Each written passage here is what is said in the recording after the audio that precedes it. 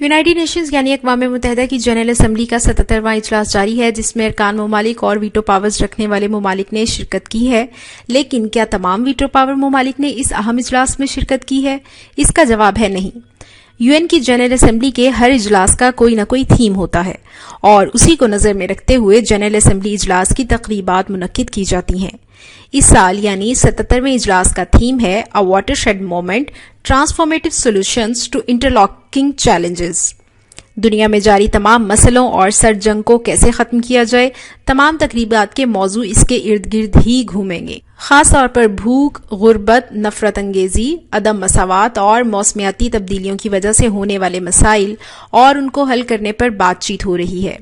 تمام ممالک کے ڈیلیگیشنز اور حکومتی سربراہان کو اس اجلاس میں شرکت کی دعوت دی گئی ہے۔ یہاں پر سب سے اہم بات یہ ہے کہ ویٹو کی طاقت رکھنے والے 5 ممالک یعنی روس، برطانیہ، چین، فرانس اور امریکہ نے اس اجلاس میں کس سطح پر اور کتنی شرکت کی ہے۔ ویٹو ممالک اس لیے بھی اہم ہیں کہ وہ کسی بھی مسئلے پر ووٹ دینے کا اہم اختیار رکھتے ہیں۔ یو این کی جنرل اسمبلی کے جاری اجلاس میں حیران کن طور پر روس اور چین، جو کہ دونوں ویٹو پاور رکھتے ہیں، کے صدور نے شرکت نہیں کی، بلکہ صرف اپنے نمائندوں اور وزرائے خارجہ کو بھیجنے پر اکتفا کیا ہے۔ دونوں ممالک کے سربراہان کی یہ عدم شرکت کافی معنی خیز تو ہے ہی، لیکن ساتھ ہی یہ روس اور چین کے اتحاد اور امریکہ کے ساتھ بڑھتے اختلافات کو اور بھی نمایاں کر رہی ہے۔